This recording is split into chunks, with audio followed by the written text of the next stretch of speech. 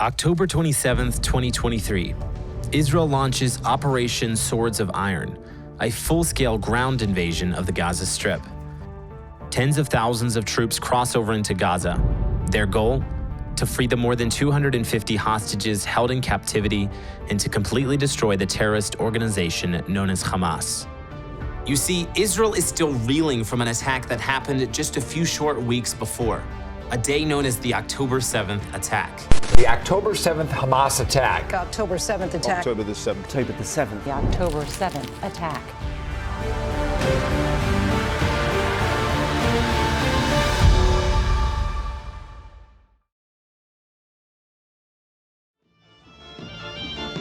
It's the Jewish holiday of Simchat Torah, the conclusion of one of the most joyous and vibrant festivals on the Jewish calendar, a time when people come together to celebrate the reading of the Torah. It's a time of joy, unity, and devotion for the entire nation. The sun was just beginning to peak over the horizon as the first round of rockets entered Israel's airspace from the Gaza Strip. Hundreds more followed as air raid sirens started going off all around the country. Families raced to bomb shelters as the Iron Dome struggled to keep up with the barrage. As terrible as this was, Israel had faced rocket attacks many times before, and this seemed no different.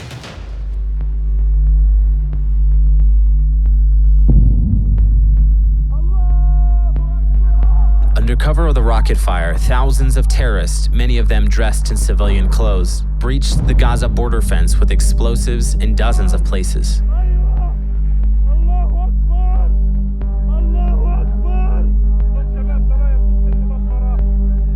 They poured through the Gaza fence on foot, in vehicles, and even in motorized paragliders, all while somehow largely evading detection by the IDF.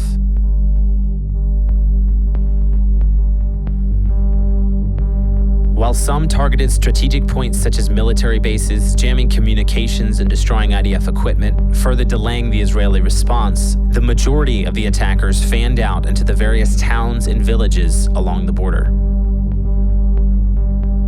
These monsters had only one mission: to terrorize, torture, capture, and kill as many Jews as they could.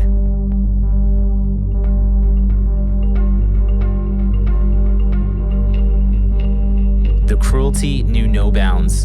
The terrorists spread from house to house, indiscriminately butchering men, women, children, and infants. They set up roadblocks and slaughtered anyone trying to escape. They set houses on fire. They threw grenades into bomb shelters. They abused, tortured, and killed in ways that are too horrendous to even describe. These attacks raged for hours as the military desperately scrambled to mobilize troops to the besieged Israeli communities. Many local security forces heroically sacrificed their lives as they engaged in hand-to-hand combat with the terrorists. As the sun set on that fateful day, nearly 6,000 people lay dead or injured in the rubble of what only the day before had been beautiful neighborhoods. Another more than 250 were dragged off as hostages to Gaza. This would go down as the largest terror attack in Israel's history and the most brutal attack against the Jewish people since the Holocaust.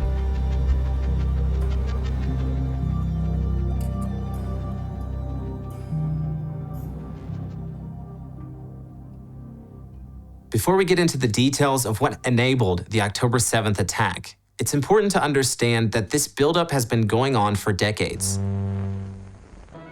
1967, Israel miraculously wins the Six-Day War, liberating Jerusalem, Judea and Samaria, and the Gaza Strip. 1987, the First Intifada starts in Gaza, quickly also spreading to the regions of Judea and Samaria.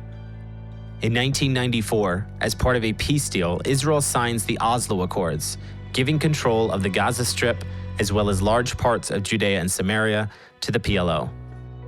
Tensions rose until 2005, when in a desperate measure for peace, Israel forcibly removed all Jewish residents out of the Gaza Strip, leaving the entire area in the hands of the Palestinian Authority.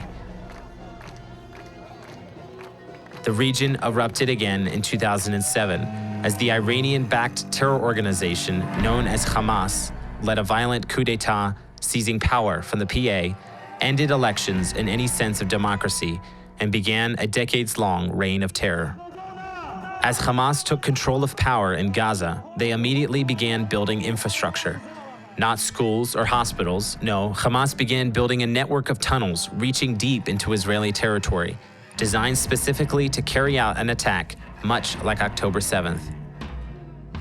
After shooting tens of thousands of rockets into Israel's south every year for 20 years, Hamas enacted their final solution: invade Israel on October 7th to torture, kill, capture, and kidnap as many Jews as they could.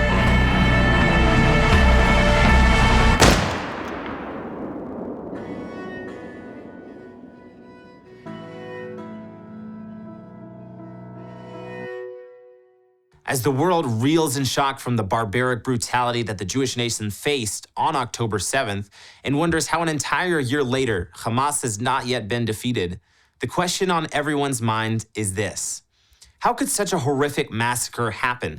Where did all the weapons, the rockets, and as we later learned, massive terror tunnel network come from? How was this internationally recognized terrorist organization, Hamas, allowed to have control over all of the Gaza Strip? How could America and the rest of the world turn a blind eye when they knew full well that Iran was massively supporting terrorist groups right in Israel's backyard? Unfortunately, the truth is much worse than that.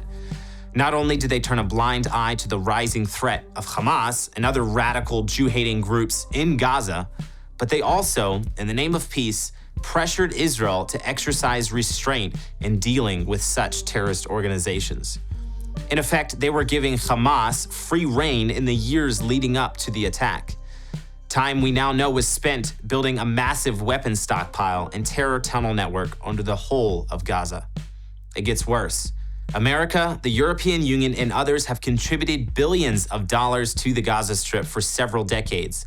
Nearly every year since the early 2000s, hundreds of millions of dollars have flowed into Gaza and Judea and Samaria, all in the name of aid to the Palestinians, when in reality, that money has made its way straight into the hands of Hamas. Unfortunately, the terrorists in Gaza have been allowed to grow, flourish, and ultimately commit death and destruction, violence and terrorism, culminating in the massacres of October 7th. This truth is the reality on the ground, and it must never, ever be forgotten or allowed to happen again.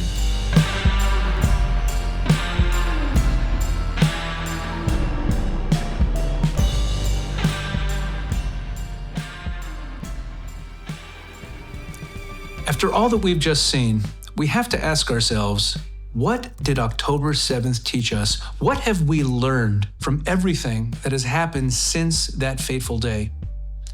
Well, we learned a hard truth, that the Arabs in Gaza, Judea, and Samaria do not actually want to live in peace side by side with Israel. 80% of them still support Hamas and their atrocities. Given the opportunity to govern themselves, when Israel pulled out of the Gaza Strip in 2005, they created a terror state, electing Hamas and using billions of dollars in international aid to build tunnels and acquire weapons to murder Israeli citizens. And this shouldn't surprise us. Our enemies have always made their intentions perfectly clear. The Bible tells us over and over that Israel's enemies will stop at nothing to prevent the Jewish people from living in our God-given homeland. But it's not just our Arab neighbors who want to take the land of Israel away from the people of Israel. The international community, led by the current administration of the United States, constantly call for a two-state solution. Let's be clear. A two-state solution means an Arab terror state in Judea and Samaria, the biblical heartland of the Jewish people. In Joel chapter 3, the Bible warns us that God will bring judgment upon the nations for, quote, dividing my land, dividing God's land. That day is coming soon. We live in truly biblical times. the Jewish people have returned en masse from a 2,000-year exile to take possession of the land that God gave us, just as the Bible predicted. And just as the Bible predicted, we must fight those who stand against the Word of God. The time for weakness and compromise is over. After defeating Hamas, Hezbollah, and all her other enemies, Israel must proudly tell the world once and for all, the land of Israel belongs to the people of Israel. Peace will come only when Israel is strong. As the Bible tells us, the Lord will give strength to his people. The Lord will bless his people with peace. As we commemorate the one-year anniversary of October 7th, the most horrific event to happen to the Jewish people since the Holocaust, the time has come to make a stand.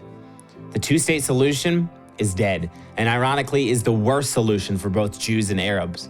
A Palestinian state would mean certain suicide for Israel and would result in more October 7th events that would be 100 times worse than what we saw last year. Jewish sovereignty in the entire land of Israel, Jerusalem, Judea, Samaria, Gaza, and all of Israel is the only path forward and will result in peace and prosperity for the entire Middle East. If you are a believer in the God of Abraham, Isaac, and Jacob, and you believe in the Holy Scriptures, we invite you to take a stand for Israeli sovereignty in the land of Israel. To join the movement, visit www.keepgodsland.com or click the link in the description below.